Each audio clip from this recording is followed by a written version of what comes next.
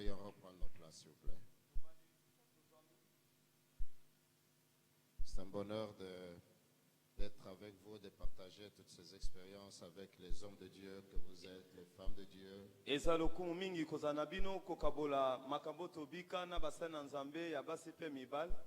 Aïe, aïe, aïe, je suis en train de vous voir chacun de vous rayonnant et enthousiaste pour être des ministres de Dieu qui vivent une vie de ministère béni et victorieux. nazomona bino kongenga, nazomona bino kompikela lotomo oyo ya elonga lobi na bino. Alléluia. Amen. Dieu soit loué et je suis heureux d'avoir mon frère. Je ne sais pas comment je vais le qualifier pour moi. Philippe Montuir qui est arrivé seulement hier. Que j'aimerais vous prier d'accueillir par tout à l'heure celui qui va vous enseigner. Aïe, aïe, aïe. Il a quitté chez lui depuis dimanche. Et sur les avions jusqu'à hier à 16h ou 17h. Bienvenue frère. On est content d'être avec vous. On est toujours bénis quand on est ensemble. Mais nous sommes en train de parler et de faire quelques exercices pour un ministère victorieux. Nous avons parlé de l'exercice de la solitude. Nous avons parlé de l'exercice de la prière. Nous avons parlé de l'exercice de l'étude.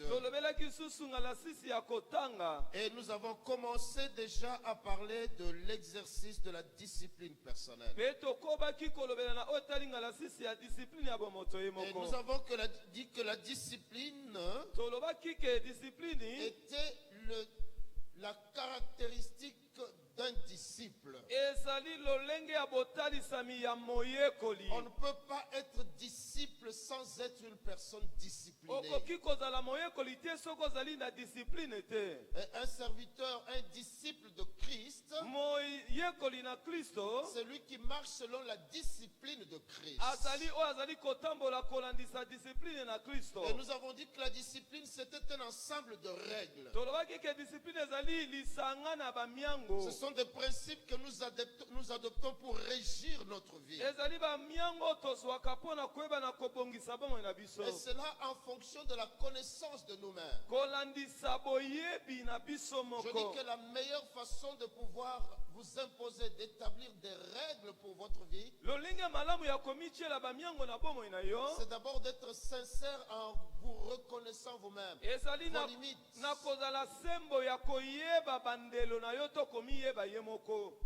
Amen. Amen. Si je sais que cette chose, cette action peut être pour moi une occasion de chute, je dirais je ne le ferai pas.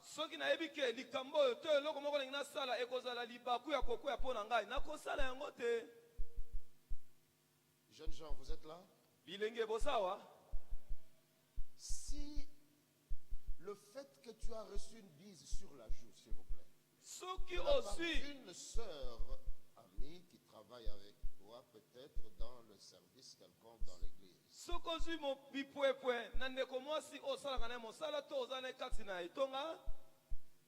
et que vous avez des frissons, vous avez la chair de poule sur tout le corps. Et la nuit, vous ne dormez pas. Vous commencez à faire des rêves. Vous la voyez en train de s'envoler avec vous en robe blanche. Vous comprenez que c'est un danger. Qu'est-ce que vous allez dire? Jamais de bise pour moi de la part de Dieu. Ça, c'est une discipline personnelle. Les gens ne peuvent pas comprendre ça. Mais c'est comme ça. Je vous ai partagé à vous, mes amis, ce qui s'est passé avec une série que j'étais en train de regarder. Je vous ai dit ça? Avec Jack Bauer. Je suis resté de 22h, 21h, 22h jusqu'à 2h du matin 3h, en train de regarder. Je disais, ah tiens, c'est ceci finit, je regarde l'autre. Ceci finit, ah oui, non, non, ah, là, ça sera le dernier. Jusqu'au moment où je me suis retrouvé à 2h du matin, je n'ai pas eu le temps de prier, je n'ai pas eu le temps de lire la Bible, je n'ai pas eu le temps d'étudier la Bible. Et à 2h, je me suis mis à juger. J'ai dit, Seigneur, pardonne-moi.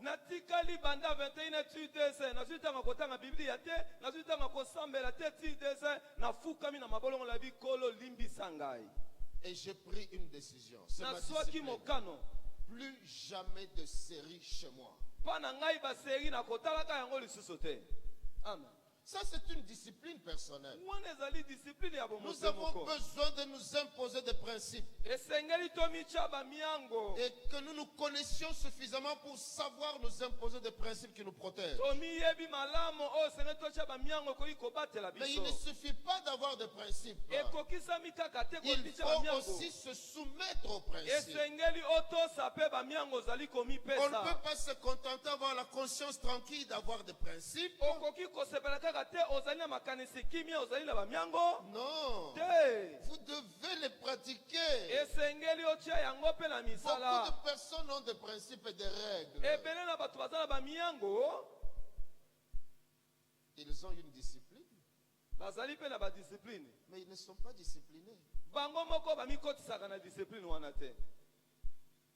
Homme de Dieu, est-ce que je dis vrai? Il y a même des disciplines que nous imposons aux fidèles que nous-mêmes nous ne sommes pas en mesure de faire.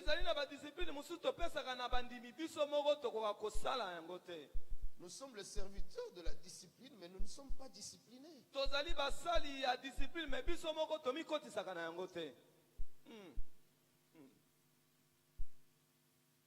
Nous demandons aux fidèles de donner l'argent, de payer la dîme. Sommes-nous fidèles nous-mêmes à nos dîmes?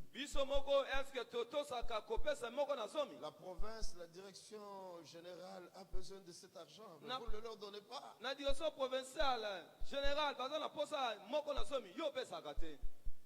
C'est un manque. C'est avoir une discipline et être soi-même indiscipliné. La soumission aux règles. C'est ça être discipliné. Écoutez. Avant que vous puissiez chercher à vaincre le monde et être vainqueur dans votre ministère, apprenez d'abord à être vainqueur sur vous-même. Si vous ne vous êtes pas vaincu, vous ne vaincrez pas le monde. Est-ce que je parle à quelqu'un? Amen.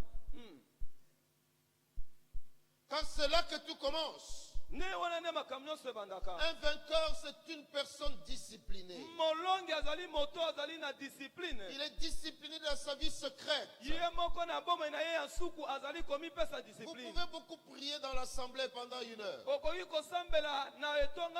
Mais si vous ne savez pas prendre le temps vous-même de prier 1 heure, vous seul, il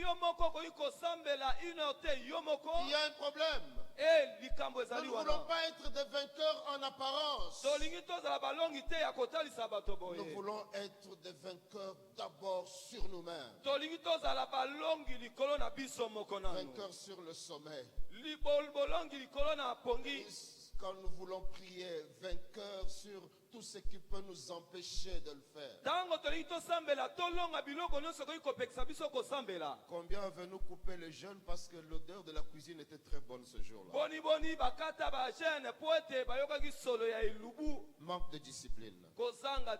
Discipline dans sa vie secrète. Mais aussi discipline dans ses rapports avec autrui. Et particulièrement dans ses rapports avec des personnes de sexe opposé. Aujourd'hui, combien de scandales qui éclaboussent l'église à cause de manque de discipline sur le plan. Combien de scandales?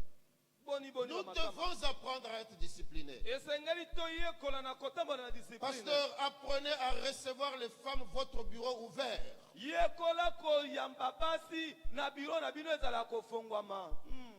Merci. Amen. Apprenez à aller rendre visite aux femmes seules accompagnées de votre femme ou d'un frère ou un autre qui est.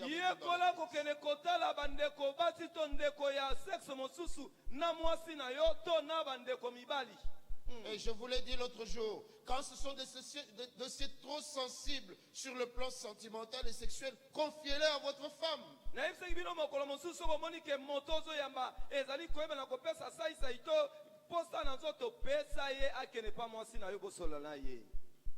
Un frère dans son bureau, un ami, a reçu une femme qui a vu qu'elle voulait lui parler et la femme lui a déclaré son amour comme ça. Le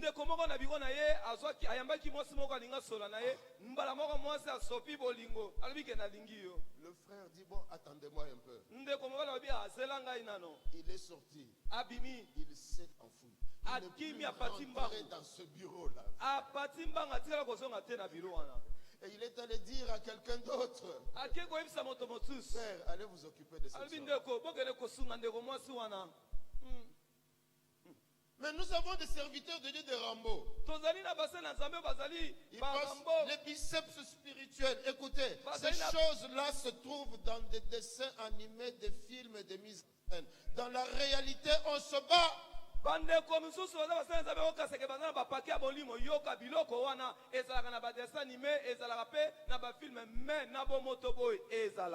se bat. Le champion peut tomber. Oh. Amen. Amen. Amen. Amen. Combien de héros que vous connaissez qui sont tombés?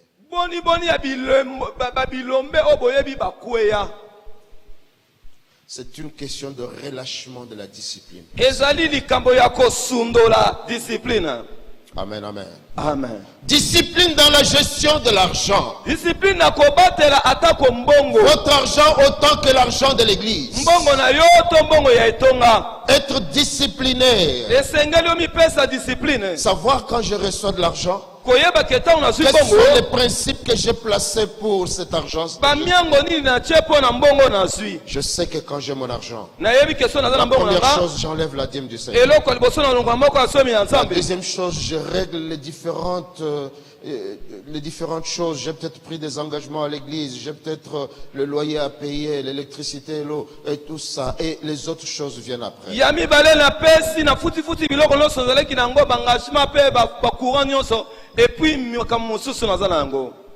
Mais c'est comme ça, non?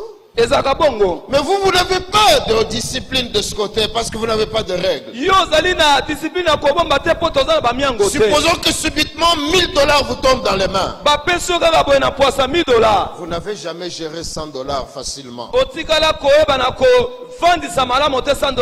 vous en avez 1000. Je voudrais parler de plus. Parce que je suis sûr que vous en aurez plus.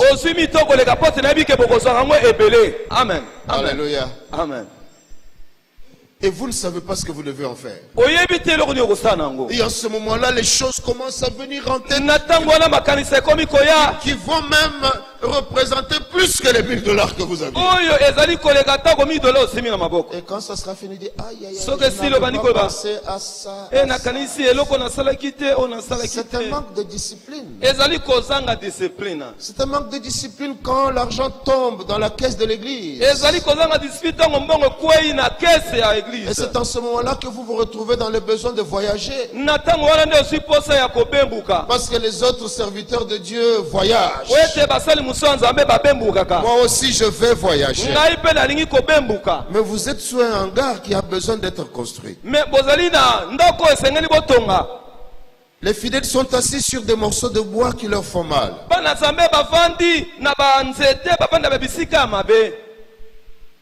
Apprenons à être disciplinés dans la gestion de l'argent. Le nôtre comme celui de l'église, parce que nous devons faire la différence entre notre argent et l'argent de l'église.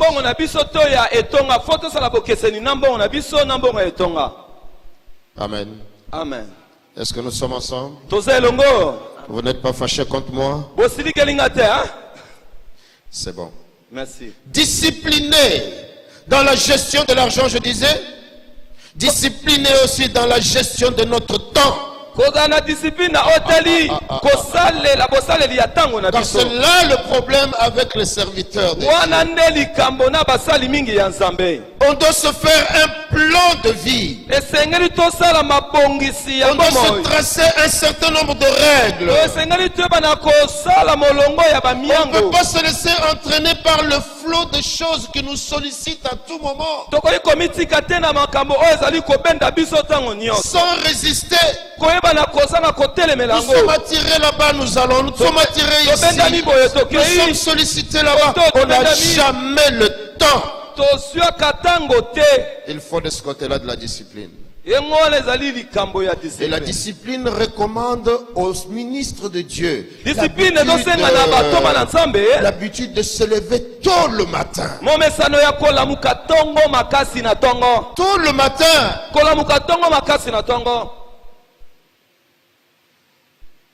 David disait dans Psaume 5, verset 4, Éternel, le matin, tu entends ma voix. Et le matin, je me tourne vers toi et je te regarde. Il devance l'aurore, disait-il encore. Dans Psaume 119. Je devance l'aurore et j'ouvre les yeux pour méditer ta parole. Alléluia. Amen. Les heures les plus précieuses pour le serviteur de Dieu, pour lire la Bible, pour méditer, pour adorer le Seigneur, c'est les heures, je ne dis pas l'aurore juste pour ça, parce que c'est le moment où tout est calme autour de nous.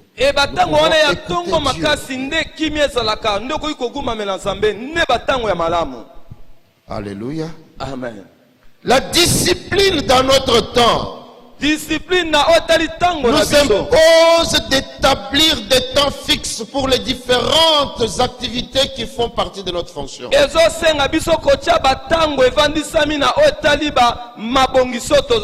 C'est sérieux, mes amis, j'aimerais que vous compreniez ça.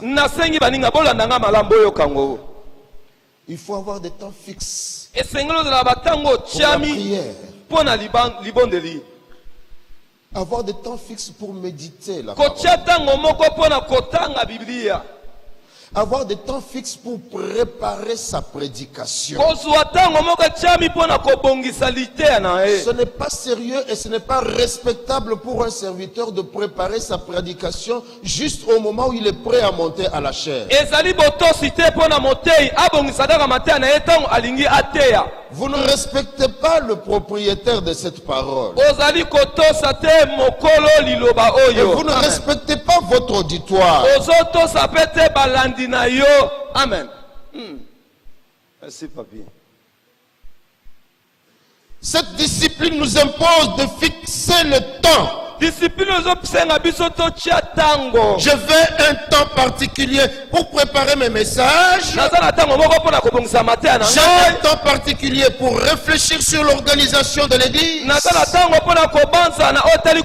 J'ai un temps particulier pour des visites et des dialogues pastoraux. Il faut avoir un temps pour ça. Quant à moi, je sais ce que je fais le lundi. Le lundi, je me repose. Et mes enfants le savent, venir me chercher chez moi le matin. Le lundi. Sauf si je lui dis viens. Sinon il ne viendra pas. Parce que c'est que le lundi je me repose. Je prends mon petit déjeuner couché dans mon lit. Je risque même de prendre mon repas de midi dans mon lit. Je me repose. Je sais ce que je fais le mardi. Je connais ma grande activité de mercredi. Quand je me lève mercredi, je sais ce que j'ai à faire. Le jeudi, je sais ce que j'ai à faire. Chaque jour, Vous devez savoir. Et c'est une question de discipline. Amen. Amen. Mais au-delà de tout ça, ayez aussi un temps fixe pour votre vie de famille. Ah, mais pasteur, vous êtes là? Nous sommes très souvent pasteurs des autres, non pas pasteurs de nos j'ai conduit au mariage beaucoup de serviteurs de Dieu et pas de moindres. Et j'avais de temps en temps l'occasion de me réunir avec eux, de parler avec eux. Et cette fois-là, j'ai voulu que nous puissions parler d'eux en tant que couple, non pas en tant que pasteur.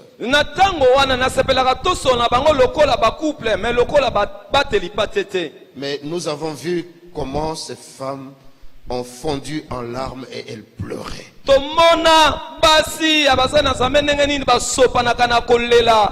Elles étaient en train de pleurer. Elle disait, papa, je suis aussi une âme. Mon mari s'occupe de toutes les autres femmes, toutes les autres personnes de l'église. Et quand il rentre à la maison, il est déjà fatigué. Parfois, il se jette sur le lit avec ses vêtements sans même enlever les chaussures.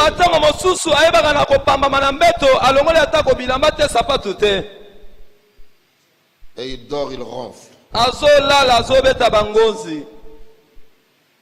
Il n'a même pas mangé le repas que j'ai préparé avec tant d'amour pour lui. Il n'a pas aussi écouté les misères que j'ai moi en tant que sa brebis. C'est autant pour nos femmes. C'est autant pour nos enfants. Nous avions des enfants que nous encadrions à la jeunesse quand nous nous occupions de la jeunesse à l'église de là-bas.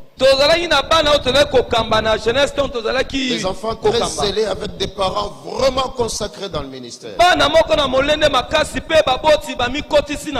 un temps après, les enfants ne venaient plus aux réunions de la jeunesse ni à la vie de l'église.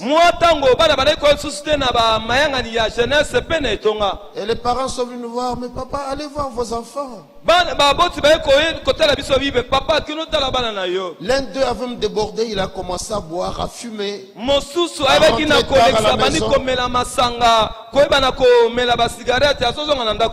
J'ai posé la question. Guy, qu'est-ce qui se passe? Pourquoi vous n'êtes plus proche du Seigneur? Vous connaissez la réponse? Le Seigneur et l'Église nous ont volé nos parents.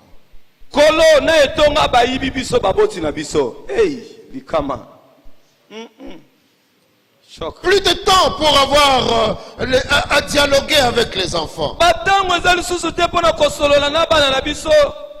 Leur laissez aussi vous poser des questions sur ce que vous prêchez qu'ils ne comprennent pas très bien.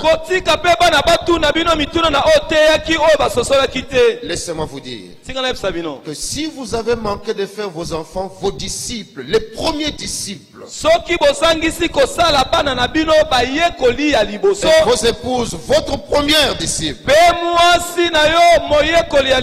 vous avez raté une partie de votre ministère. Amen. Amen. Avoir le temps pour la vie familiale. Mais aussi avoir le temps pour les loisirs. Eh, mes amis pasteurs, nous n'avons jamais de loisirs. Sortez avec maman. Je vous invite, venez à Mbanzangoum, il y a des grottes là-bas. Allez vous promener. Dans la main. Allez voir les chutes de Vampa, une merveille de Dieu là-bas à Kimpese. Allez à Kisantu, promenez-vous sur le bois dans cette dans ce jardin botanique magnifique. Asseyez-vous sur l'herbe, racontez-vous les petites choses, comment vous avez commencé. Sortez avec vos enfants. Invitez-les parfois à aller manger au restaurant au lieu de manger toujours à la maison. Amen, papa. Amen. Nous ne connaissons pas ça. Bon, je vais dire, nous sommes quel jour? Le 12 février. Le 13. Le 13 février. Déjà. J'ai mal écrit alors sur mon... Donc, depuis le 13 février 2019 jusqu'au 13 février 2020. Dites-moi sincèrement, qui est sorti une fois avec sa femme à l'évangile?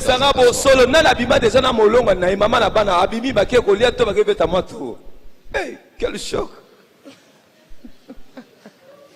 Merci mes amis. Je ne vous condamne pas si vous ne l'avez pas fait. Je sais que notre vie est très, très prenante. Elle vous prend tout le temps. Mais faites-vous violence. Trouvez ce temps-là. Amen. Amen. Amen, amen. Amen. Et aussi avoir le temps de vous reposer.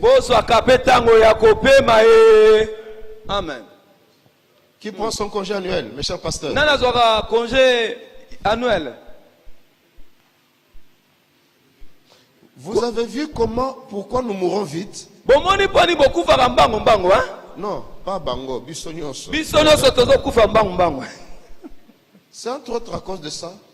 Quand on n'a pas de repos, il y a toutes sortes de choses qui se développent dans le corps. Le stress vous amène à développer des hypertensions et toutes sortes de maladies.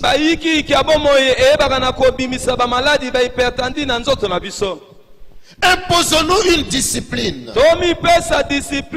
Et tenons fermement à cette discipline. Si je sais que c'est mon moment de repos, je me repose. Écoutez, regardez d'ailleurs, vous avez prêché, nous les pentecôtistes là, si vous prêchez 30 minutes, vous n'avez pas prêché. Il faut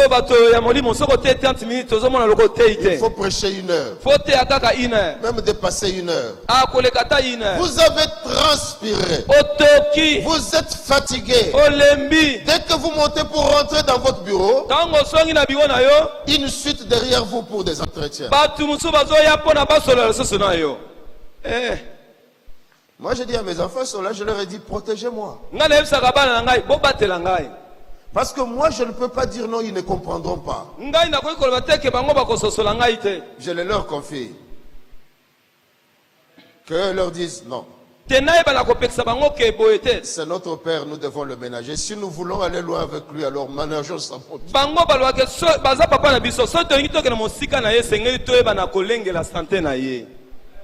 C'est ça, non? Soyez ferme, mais avec douceur. Il n'y a pas longtemps, j'ai eu une activité très intense. J'étais à Kinshasa, Mwanda, et j'étais épuisé d'un épuisement épuisant. Oui, vraiment, vraiment. Je suis rentré ce jour-là. Je suis rentré à la maison. J'étais fatigué. Et je me suis endormi. En plein jour. J'ai reçu un couple qui m'a reçu à Mwanda pendant que j'étais là. Ils ont choisi ce moment-là pour venir. Mamie est venue me dire, il y a Faustin qui est là avec sa femme. J'ai dit, oui, mamie, j'arrive. Et je me suis rendormi. J'ai dormi. Et quand je me suis levé, brusquement je me dis, ah mais j'ai cru entendre que... Et j'ai pensé que j'avais dormi peut-être 30 minutes. Et quand je suis sorti, il était déjà 18 heures passées. déjà 18h. Et Faustin et sa femme étaient partis. Ils Ils ne pouvaient pas comprendre ça. J'ai dit à mamie, mais pourquoi tu ne m'as pas secoué pour que je me lève? Elle m'a dit, je ne veux pas rester veuve. Amen. Amen. Vos femmes doivent savoir vous protéger. Merci, papi. Amen, amen. Amen. C'est important, mes amis. Nous voulons être des vainqueurs. Un vainqueur, c'est une personne disciplinée. Regardez les gens qui veulent être des champions. Regardez quel genre de discipline ils se soumettent. Ce qu'ils mangent et ce qu'ils ne peuvent pas manger. Les exercices qu'ils doivent faire chaque jour. C'est parce qu'ils ont un but. Ils doivent être vainqueurs. Vous ne pouvez pas être vainqueur sans être une personne disciplinée. J'aimerais vous parler d'un certain point et nous allons prier. Un dernier exercice que je vous soumets, c'est disposer son esprit à la vision de la grandeur. Disposez votre esprit à la vision de la grandeur.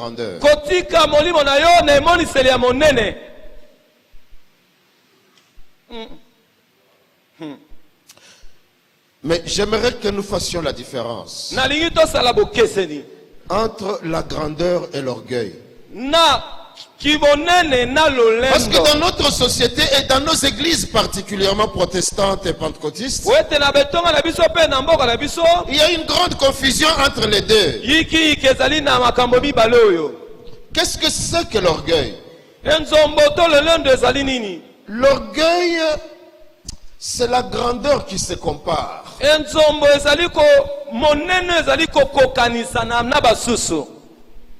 Quelqu'un m'entend? Mais je suis en train de parler de la grandeur.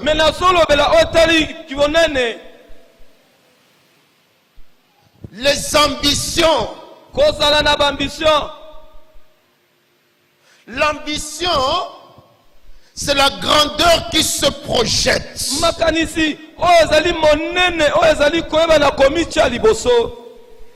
Ça passe? L'orgueil, c'est la grandeur qui se compare. Je vais me comparer à tel. Tout à l'heure, c'est Philippe qui va prêcher. Je veux savoir, est-ce que j'ai prêché mieux que lui?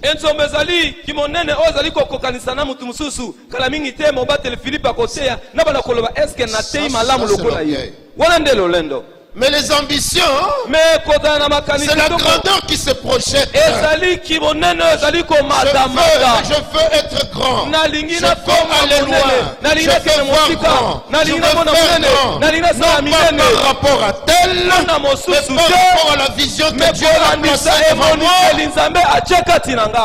Amen. Merci, papi. Si nous avons compris ça, il n'y aura plus de compétition dans nos vies.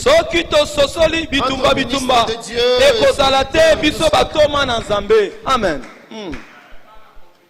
Il n'y aura pas. Nous ne sommes pas en compétition. La course que nous faisons, on dit que nous sommes des athlètes engagés sur la route. La course que nous faisons, ce n'est pas une course de compétition. C'est une course de participation. Je cours avec mon frère. Je le vois qui tombe. Je l'aide à se relever. Continue, mon ami. Allez-y. Il faut qu'on y arrive. Ne t'arrête pas.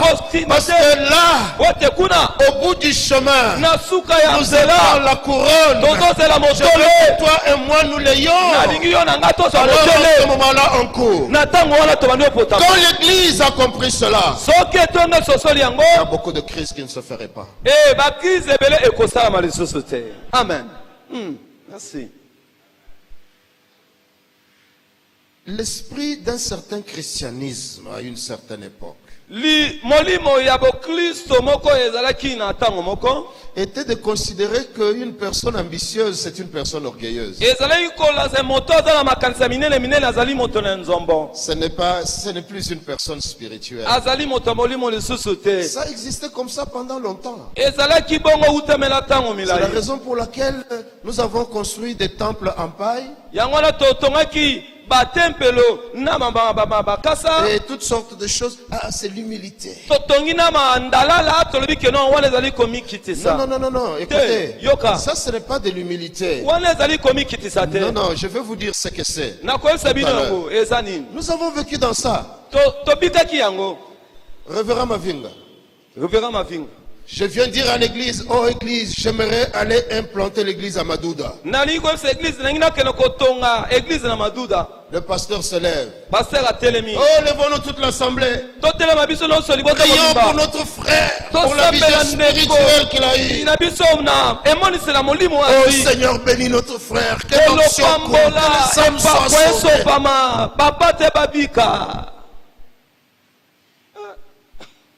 Et puis, et notre frère qui a été encouragé par ça, qui a vraiment la vision de faire un travail quelque part, va voir son pasteur. Papa Eric, mon cœur à moi, c'est au Canada, là-bas, dans la ville de Québec. C'est là que je veux aller commencer le travail. Le pasteur se lève. Oh, lui, il ne le fera pas. Il dit, l'église, levons-nous, nous allons prier pour notre frère. Prions que le Seigneur le protège de l'orgueil. Que le Seigneur veille sur sa foi. Levons la voix, prions ensemble. Chassons tous les démons qui peuvent venir troubler sa foi. Brisons l'esprit de l'orgueil. Je ne vous raconte pas des histoires vraies que nous avons.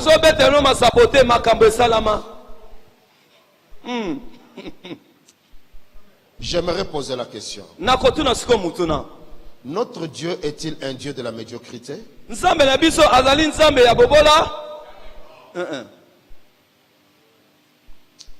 Quand quelqu'un a beaucoup d'argent, il a fait une affaire qui lui a produit beaucoup d'argent. Avec mes amis, avec nous avons été hier, nous planifions d'avoir beaucoup d'argent, n'est-ce pas? Quand vous en aurez beaucoup, on va dire, il a touché. Il a touché. Il est allé dans le Congo central là-bas, Mbetenge, pour aller chercher des choses. Ou sur la route de Tchela, il y a un monsieur là-bas qui donne des richesses. Et il s'appelle comme ça. Ne citez même pas son nom, ça va, parce qu'il est courte sa joie.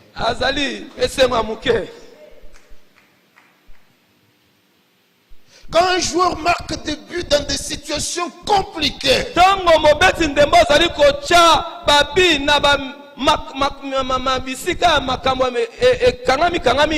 c'est un magicien. Mais dites-moi, votre Dieu là, lui c'est des petites choses. Et vous avez cru en lui pour des petites choses. Jamais. L'esprit du vainqueur, c'est l'esprit de la grandeur. Amen. Et cet esprit sort Dieu du carcan dans lequel vous l'avez placé, pour la laisser accomplir des choses les plus époustouflantes auxquelles vous n'avez jamais pensé. Dans le cas contraire, vous resterez petit en confessant grand. Amen. Que Dieu nous aide. Voir grand. Voir grand vous donnera aussi de demander grand. Merci. Voir grand vous amènera aussi à préparer grand. Parce que Dieu vous donnera en fonction de ce que vous aurez préparé pour recevoir.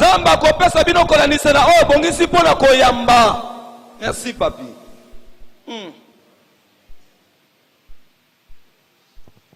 Vous amenez une cuillère à Dieu, il remplit la cuillère.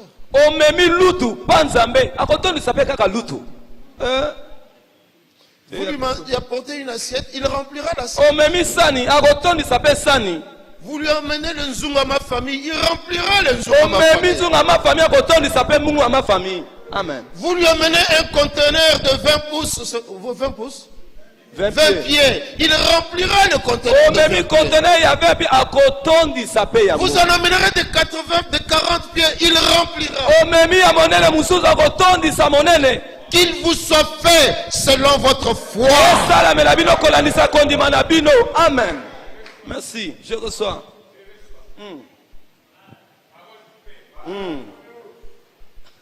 Et vous expérimenterez grand. Parce que vous avez préparé grand. Cette année chez nous, nous avons dit nous devons agrandir l'espace de notre tente.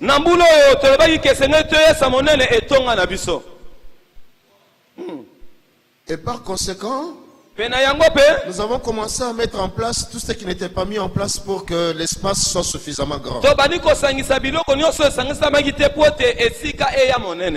Les membres de l'église ont compris, ils ont commencé à ajouter des chaises pour remplir partout où il n'y en avait pas. Notre balcon n'avait pas encore ces garde-fous là. On a placé le balcon. En 2 jours, c'était fait.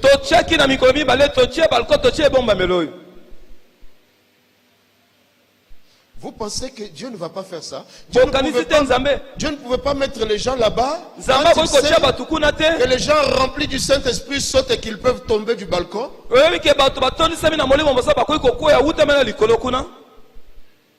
Il ne va pas vous envoyer des gens qui vont rester debout.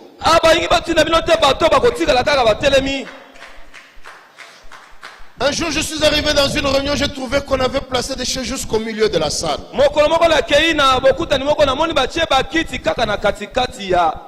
J'ai dit, remplissez la salle des chaises. Ceux qui connaissent notre temple, nous avons la nef centrale, nous avons l'aile gauche et l'aile droite. Juste au milieu là, ils sont placés jusqu'au milieu. Il dit, papa, mais cette réunion, j'ai dit, moi je regarde, j'ai dit à Dieu, regarde toutes ces chaises vides. Elles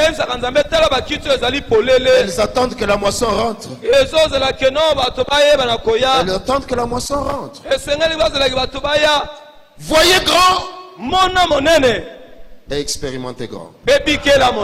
Amen. J'aimerais vous dire, pour terminer ce point, que la petitesse n'est pas une vertu. Les gens vont commencer à dire, oh mais vraiment il est humble, c'est un homme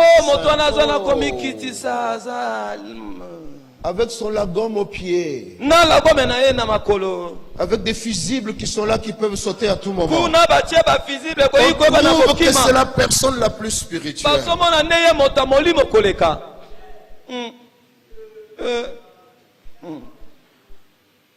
Non, ce n'est pas comme ça. Amen. Amen. La petitesse n'est pas une vertu, elle est plutôt une honte.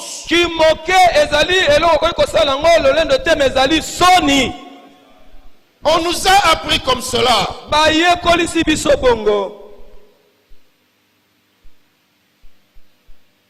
Mais ça ne doit pas être comme cela.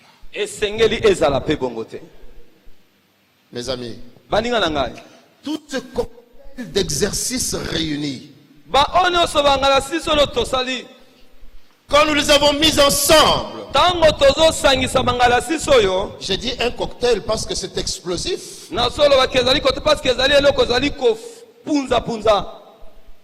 Quand nous avons mis tout cela ensemble, eh bien nous serons des héros. Des héros pour un royaume victorieux. bato minene mpo na bokonzi ya bolongi, Et dans un royaume victorieux. na bokonzi ya À kolonga, travers des ministères victorieux. na nzela ya lotomo À elonga, travers des hommes qui sont des héros. na nzela bato bazali minene, Parce que ce sont des hommes qui ont appris po ete baza bato bayekoli, la solitude. bayekoli komibenda Ce pembeni, sont des hommes qui ont appris bayekoli la prière. kosambela, Ce sont des hommes qui ont appris baza bato bayekoli l'étude, l'attachement à la parole. kotanga kokangama, Nous sommes des ministres de la parole. po ete tozali batoma ya liloba, Des hommes qui ont appris bato la bayekoli discipline discipline, et qui ont ouvert leur intelligence à des visions excellentes et des grandeurs. oyo bafongoli mayele na bango mpe moniseli na bango ya kitoko koleka. Que Dieu vous bénisse. Nzambe apambola bino.